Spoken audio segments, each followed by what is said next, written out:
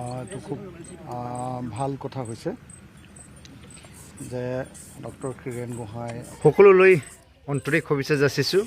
আজিও মই আপোনালোকৰ এটা ভিডিঅ' লৈ আনিছে।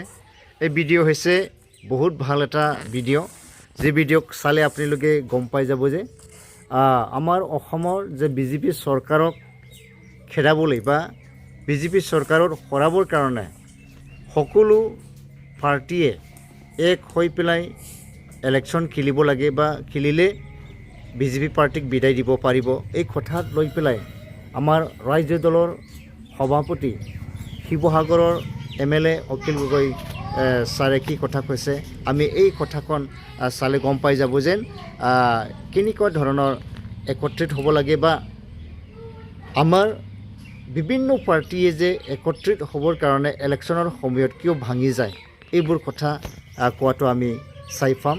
সেইকাৰণে আমি সকলোকো অনুৰোধ কৰিছোঁ, এই ভিডিঅ' প্ৰথমৰ পৰা শেষলৈকে ভালকৈ চাবা, বুজি ল'বা যেন আমাৰ অসমৰ এতিয়া বিজেপি চৰকাৰ হৈ পেলাই কোনটো লাভ হৈছে বা কোনটো লছ হৈছে বা কোন দিশত আমি কষ্ট ভুগিবলগীয়া হৈছে, এই কথাবোৰ আমি অলপ চিন্তা কৰিব লাগিব।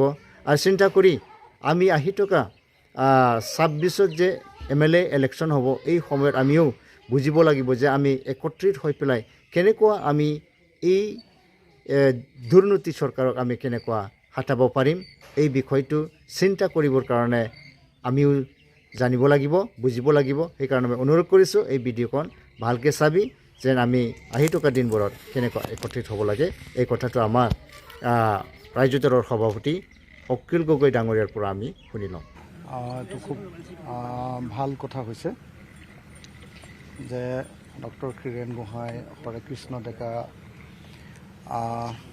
ডক্টৰ আব্দুল মান্নান তেখেতসকলে এটা ইনিচিয়েটিভ লৈছে চিভিল ছ'চাইটিৰ পিনৰ পৰা যে সকলোবিলাক বিৰোধী দল একলগ হ'ব লাগে।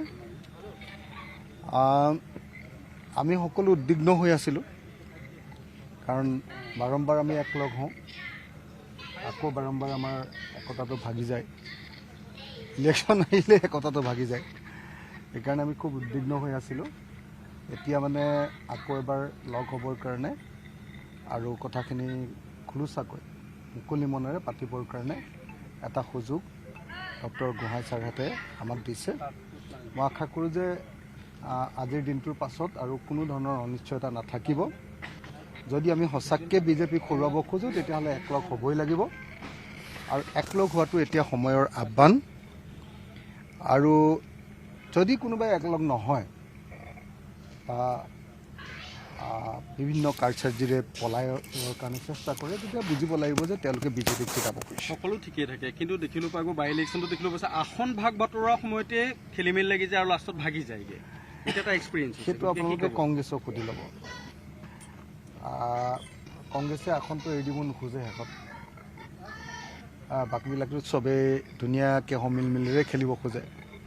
কংগ্ৰেছে আসনটো ইলেকশ্যনৰ সময়ত এৰি দিব নোখোজে। গতিকে এই প্ৰশ্নটোৰ উত্তৰ অকল কংগ্ৰেছে দিব পাৰিব, বাকীবিলাকে কোনেও দিব নোৱাৰে প্ৰশ্নটোৰ উত্তৰ। আমিতো চবেই বিচাৰোঁ যে একলগ হৈ সন্মান সহকাৰে আৰু এখন কমন মিনিমাম প্ৰগ্ৰেম লৈ আমি আগবাঢ়ি যাব লাগে।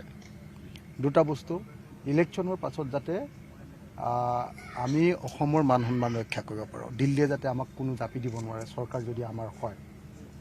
তাৰ কাৰণে এখন কমন মিনিমাম প্ৰগ্ৰেম লাগে আৰু সকলোকে সন্মানজনকভাৱে আসনৰ ভাগ বতৰা দিব লাগে। ৰাইজৰ দলৰ স্থিতি কেনেকুৱা হ'ব আসনৰ ক্ষেত্ৰত? যিহেতু আপুনি বাই ইলেকশ্যনত এটা এক্সপিৰিয়েঞ্চ হৈছে, আগতে গোটেইখিনি বস্তু কথাবোৰ পাতি ল'ব লাগিব, আসনৰ ক্ষেত্ৰতে হওক বা আন ক্ষেত্ৰতে হওক। চিয়'ৰ হয়, সেইটো সঁচা কথা যে কালি ভালো লাগিছে বাৰু এটা, যে আজি নে কালি দেখিলোঁ ফটককৈ যে ভূপেন বৰা ডাঙৰীয়াই কৈছে যে এইবাৰ 6 মাহৰ আগতে কেণ্ডিডেট ফিক্স হ'ব।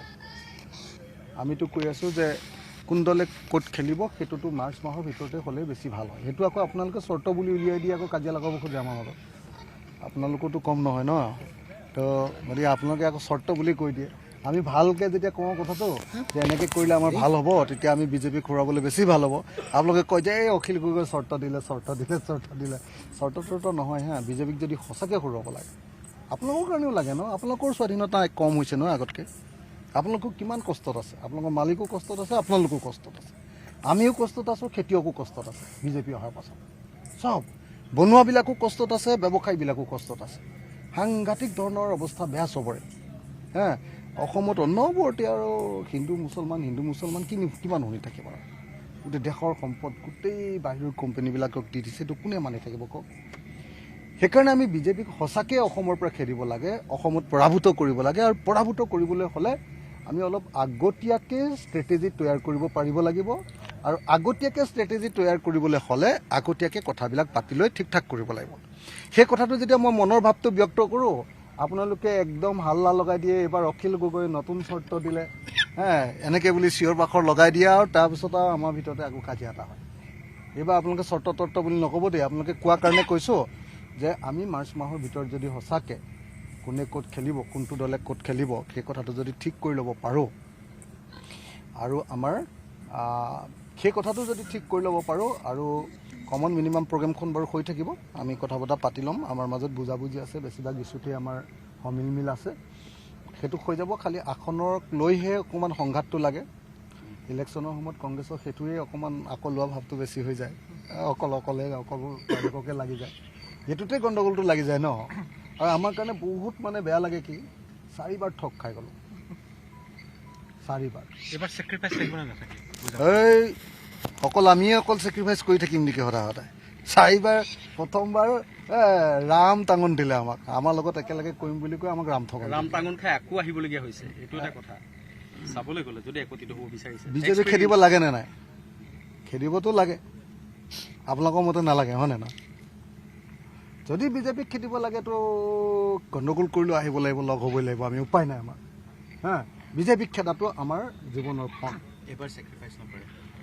চেক্ৰিফাইচ নহয়, সদায়তো এটা পাৰ্টিয়ে চেক্ৰিফাইচ কৰে। 21ত আমাক ৰাম ঠগন দিলে, 21ৰ উপ নিৰ্বাচনত আমি আকৌ ঠগন খালোঁ। এই যিটো MP ইলেকশ্যন, তাত আমি চেক্ৰিফাইচ কৰি দিলোঁ। তাৰ পাছত আকৌ উপ নিৰ্বাচনটোতো চেক্ৰিফাইচ কৰিলোঁ। কিমান কৰি থাকিম আৰু? আমি দাতাকৰ্ণ হৈ থাকি আমাৰ ওপৰত চবেই আৰু যদি আৰু লঠিয়াই গুৰিয়াই থাকে, আপোনালোকেও পিছত উলিয়াই দিয়ে অখিল গগৈহে বিজেপিৰ পিনে গৈ আছে, এনেকৈ বুলি উলিয়াই দিয়ে। কি কৰিম কওক, আপোনালোকে নিজে কওক। পজিটিভ মাইণ্ড এটা লৈ আহিছে, ভাল কথা, কিন্তু এইবাৰো যে নথকিব কি মানে আছে? কংগ্ৰেছৰ পৰা ইমান এক্সপিৰিয়েঞ্চ হৈছে, কিন্তু নহয় এইবাৰ ঠগন চগন খাবলৈ অহা নাই। এইবাৰ একদম বিজেপিক হৰুৱাম বুলি আহিছোঁ ভালকৈ। চবেই লগ লাগি আমি বিজেপিক হৰুৱাব লাগিব, এইটো আমাৰ সকলো জাতীয় দায়িত্ব এটা। এইবাৰ যাতে আমি সঁচাকৈ সকলোকে সন্মান কৰি আগবাঢ়ি যাব পাৰোঁ, তাৰ কাৰণে সকলোৱে চেষ্টা কৰিব। AIDFটোতো আমাৰ মিটিঙত নাই নহয়, অসমতে নাই। AIDFটোতো নাই আপুনি দেখা নাই জানো? আমাৰ ঘৰক লৈ কেনেকুৱা ধৰণৰ কি কথা কৈছে? AIDFটো এতিয়া অসমৰ জনজীৱনত নাই, সেইকাৰণে তেওঁলোকৰ মাথা গৰম হৈ গৈছে। AIDFটো 0, AIDFৰ লগত থকা নথকাটো সেইটো কথা নাই। অসমৰ মানুহ AIDFৰ লগত নায়েই, গতিকে AIDF এতিয়া প্ৰাসংগিক নহয় আৰু অপ্ৰাসংগিক হৈ গ'ল।